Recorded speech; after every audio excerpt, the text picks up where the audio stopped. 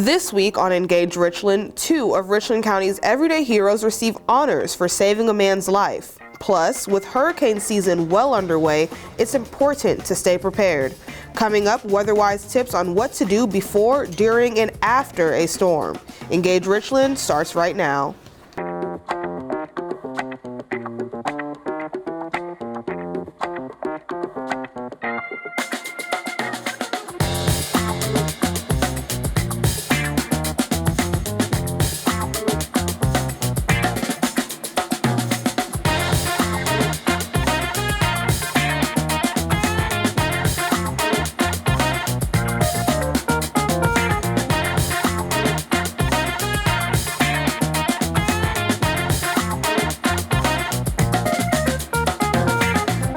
Hello, and thank you for watching Engage Richland. I'm your host, Michaela Leung.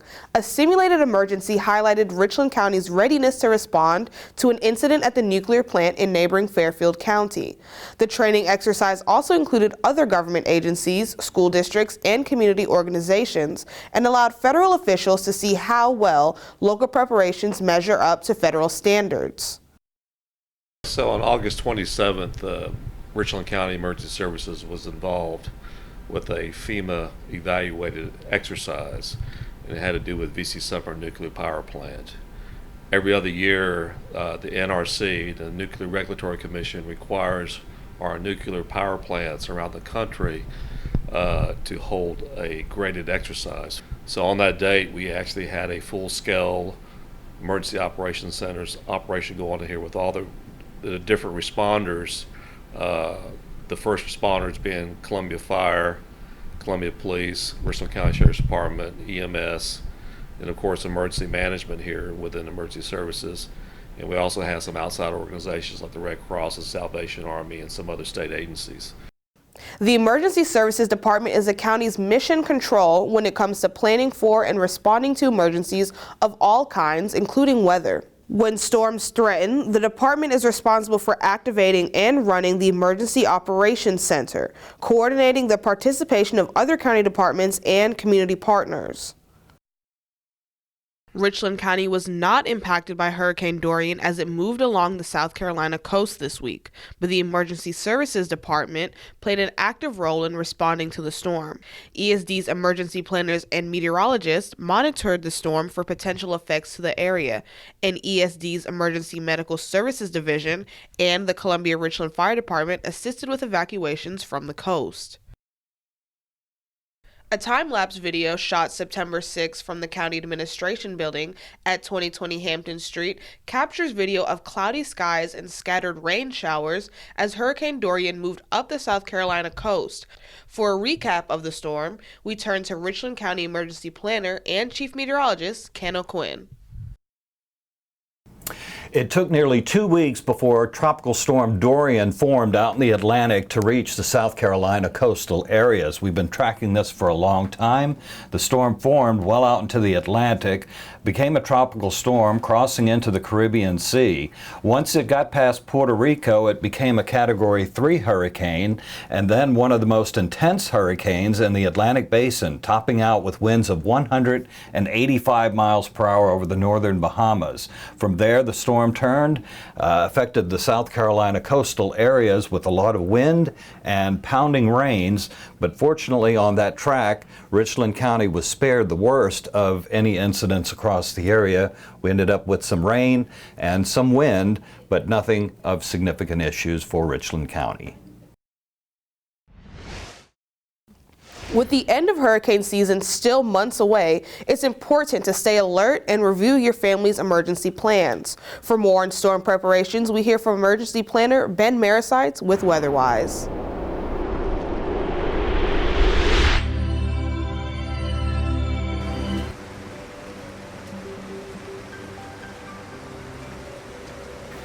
You see what's going on behind me? That's a hurricane, something we are all too familiar with here in South Carolina.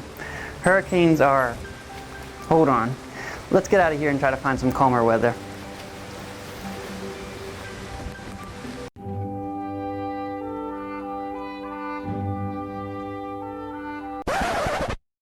Okay, that's better. Hello everyone, I'm Ben Marisites with WeatherWise. Well, you've probably guessed what we're going to focus on today. That's right, hurricanes. Even though we're not a coastal county, hurricanes still can impact Richland County, as anyone who remembers Hurricane Hugo knows. That historic storm came ashore in 1989 and cut a path of destruction through South Carolina and into Charlotte, North Carolina. But even storms that don't make landfall can bring heavy rains and dangerous strong winds to our area. Here are some tips on how you can be emergency ready before, during, and after a hurricane. If your community is ordered to evacuate, evacuate. Orders to evacuate are meant to keep people safe from potential flooding, collapsed buildings, power outages, and other devastation a hurricane can cause. If you're caught in the path of a hurricane, stay indoors and move to a more secure room in the middle of the building. An interior room without windows is preferable. Stay there until the storm passes. Once a storm passes, power outages, downed trees, and scattered debris often remain. Report outages to your utility company and contact the county to report downed trees. If you plan to assess post-storm damage, avoid standing water that could contain live electrical wires and pose a risk of electrocution. If you see wires on the ground, assume they are live and report the downed lines to your utility company or the county. It's important to always be emergency ready. The county's Be Emergency Ready brochure tells you everything you need to know about how to prepare for a major weather event, from developing an emergency plan to what to include in your emergency kit. You can pick up a brochure while supplies last throughout Richland County at churches, businesses, and the county administration building. And download the RC Winds app to stay informed about the weather. For insight into how the county monitors and prepares for weather emergencies to keep residents informed, follow the county on social media and check out videos featuring Richland County Emergency Planner and Chief Meteorologist Ken O'Quinn.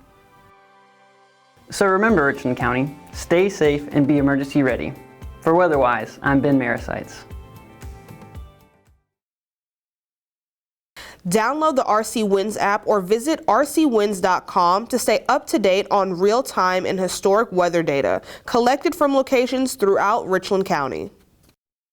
Every day, Richland County paramedics work to save lives, but their work usually isn't publicly recognized. That changed August 21st for Andrew Fowler and Patrick Kaufman during a special ceremony at Providence Health. The emergency medical services crew, along with hospital staff, got thank yous and kudos for saving one man's life. We want to welcome you to Providence Health as we recognize those individuals who provide outstanding care and give themselves sacrificially to provide that care every day, and to most importantly reunite those that provided that care with an individual whose life was saved and is still with us today thanks to their dedication. I mean, I think it's definitely part of our job as EMTs and paramedics, and we, everyone does this job. It's not for the faint-hearted. Sometimes you could sit there in front of a crowd of normal people and tell some of these stories, and people are, awestruck or they're baffled. These are everyday calls that we run every day here in Richland County, and it's just about, making that little bit of difference for somebody. I was unconscious. They contacted the EMS, and they were there within minutes. Every day they go out and they handle situations that are probably much worse than mine. I mean, people have already passed away in many cases. But I owe a lot of credit because they saved my life. Normally most of the EMTs and paramedics, we kind of try to lay a little bit lower, kind of hide in the shadows a little bit. So it's definitely a little bit out of my comfort zone, but it's definitely greatly appreciated and it feels good. I've been doing this for about 10 years now, so to have the opportunity to come back and meet him and to be recognized like I have today has been great. Richland County Council meetings resumed this month. Meetings typically are the first and third Tuesdays of the month. View Richland County Council meetings on RCTV, richlandcountysc.gov, and the county's Facebook page at Richland SC. Every day, Richland County employees work hard for you. We'll let the numbers tell the story. Here's a look at recent statistics.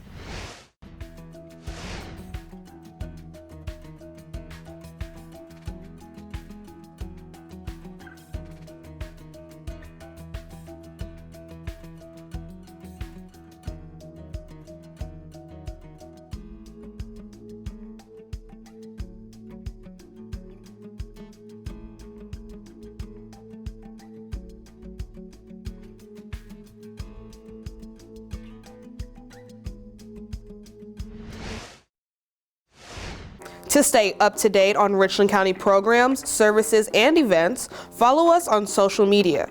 Catch repeats of the most recent Engage Richland show on RCTV between noon and 8 p.m. each day, or watch anytime on the county's YouTube page. To give us feedback or share ideas for upcoming shows, email pio@richlandcountysc.gov. We'd love to hear from you. For all of us at the Richland County Public Information Office, I'm Michaela Leung. Thanks for watching.